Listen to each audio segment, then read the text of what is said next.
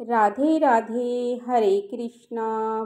आप सभी का हरे कृष्णा चैनल में स्वागत है। आप सभी को संकट चौथ की ढेरों शुभकामनाएं।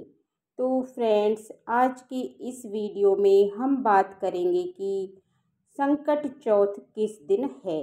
आप सभी जानते हैं कि संकट चौथ 4 चौथों में से सबसे बड़ी चौथ है। जैसे कि आप करवा चौथ करते हैं, उतना ही महत्वपूर्ण है संकट चौथ का व्रत। माघ मास में जनवरी के महीने में आने वाली चौथ को संकट चौथ कहते हैं। इसे तिलकुट चौथ के नाम से भी जानते हैं। संकट चौथ किस दिन होगी, पूजा विधि क्या होगी, भोग कैसे लगाया जाएगा, तो इस दिन तिलकुटा बनाया जाता है और नियम क्या है जिसके अनुसार व्रत करते हैं, जिसका पूर्ण फल प्राप्त होता है। तो हर व्रत के नियम अलग अलग होते हैं। तो जो यह व्रत है, इसके नियम क्या हैं और वो कौन से सिद्धांत नियम क्या हैं जिनका पालन हमें अवश्य रूप से इस व्रत में करना चाहिए, अन्यथा पूर्ण फल प्राप्त नहीं होता है, व्रत खंडित होता है। तो किन कारणों से होता है और यदि कोई गलती हो जाए तो आपसे उसके लिए आप क्या करें और दोष आपको ना लगे, शुभ मुहूर्त क्या रहेगा, संपूर्ण जानकारी आपको आज के इस वीडियो में मिलेगी।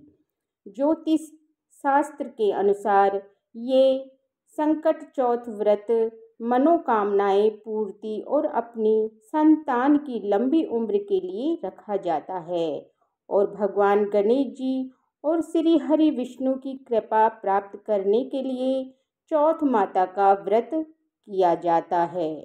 हिंदू धर्म में संकट चौथ व्रत का बहुत अधिक महत्व होता है।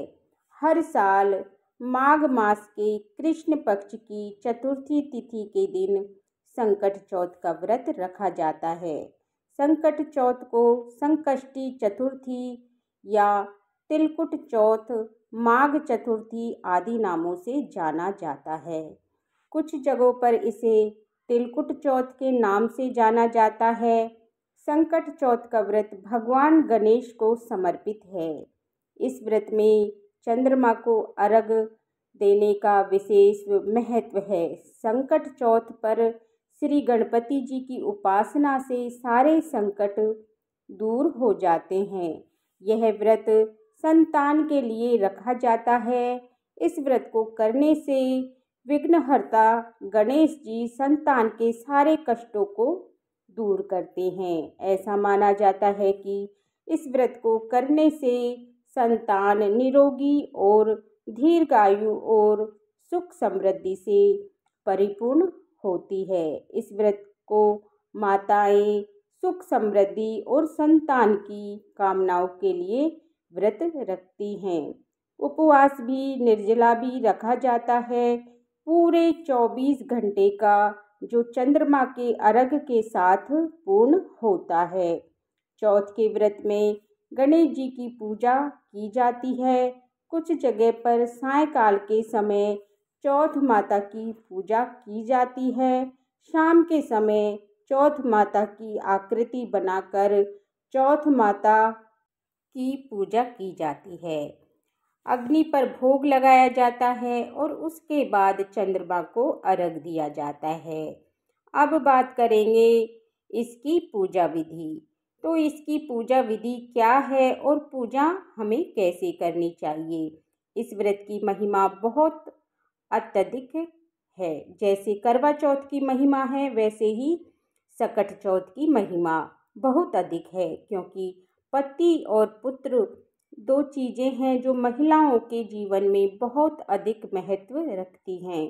पुत्र की कामना पूर्ति के लिए, उसके अच्छे स्वास्थ्य के लिए, उसकी दीर्घायु और कामयाबी के लिए, सफलता के लिए ये व्रत किया जाता है। इसलिए सनातन धर्म में इस व्रत की बहुत अधिक महिमा है और जिस दिन आप सकट चौथ का व्रत किया जाता है। उस दिन माताओं बहनों को सुबह सूर्य उदय से पहले उठकर स्नान आदि करके जो पूजा स्थल है उसको साफ सफाई करें और व्रत करने का संकल्प कीजिए। और उसके बाद गणेश जी की पूजा कीजिए और संकल्प करने के लिए अपने सीधे हाथ में जल लेकर 1 रुपया दक्षिणा के रूप में रखें और 3 बार श्री हरि विष्णु ओम, श्री हरि विष्णु ओम 3 बार और अपना नाम अपना गोत्र जिस स्थान पर बैठकर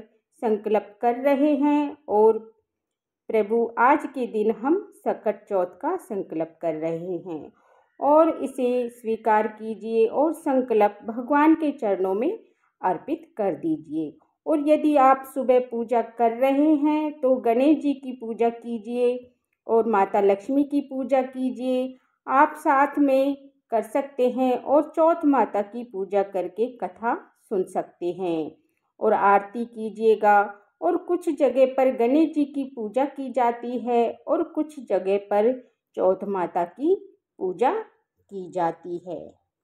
और जो चौथ माता का पूजन करते हैं वो शाम के समय चंद्र उदय से पहले पूजा करते हैं और चौथ माता की आकृति बनाकर और चौथ माता की पूजा करते हैं और साथ में ही अग्नि में भोग समर्पित करते हैं और पहले जोत जलाकर माता के सामने अग्नि पर घी डालते हैं। तो उससे जो अग्नि प्रज्वलित हो जाती है तो उसको चौथ माता का आना कहते हैं।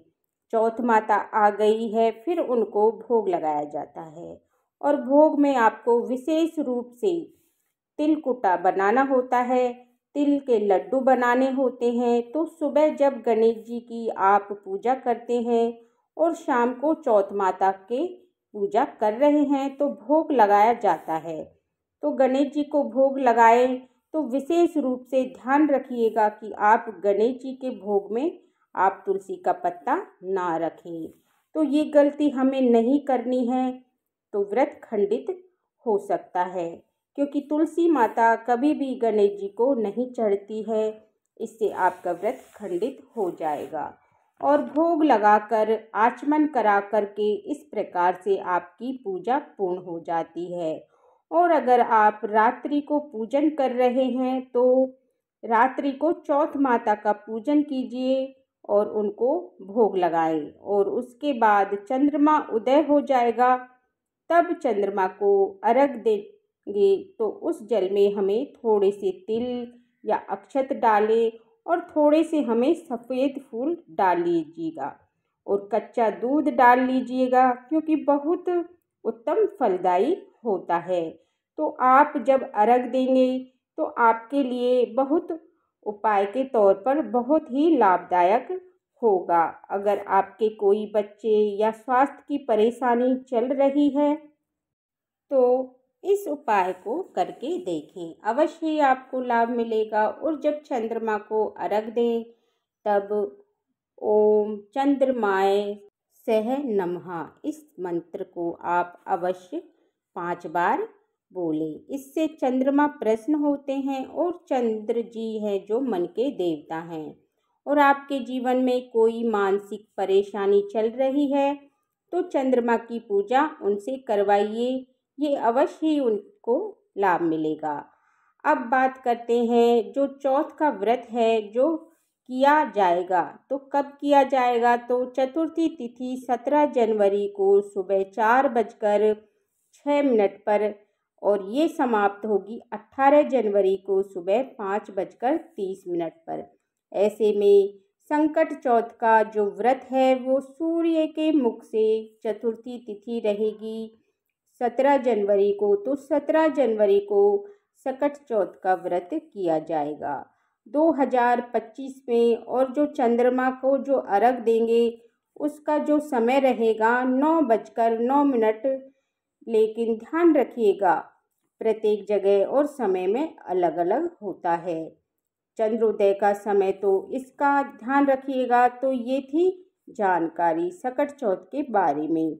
और आप इस विधि से पूजा करें और भगवान गणेश को प्रसन्न होंगे और चौथ माता की कृपा आप पर सदा सर्वदा बनी रहेगी। अगर आपको ये सकट चौथ की जानकारी की वीडियो आपके लिए यूजफुल है और आपको पसंद आई है तो मेरे चैनल को लाइक करें, सब्सक्राइब करें और बेल आइकन बटन को प्रेस कर दें, जिससे कि मेरी आने वाली वीडियो का नोटिफिकेशन आपको मिल जाए। और कमेंट बॉक्स में ओम गण गणपते नमः की जय इस तरीके से आप कमेंट बॉक्स में अवश्य लिखें। तो बोलिए श्री चौथ माता की जय, बोलिए श्री गणेश भगवान की जय। सभी को राधे राधे, जय श्री कृष्णा।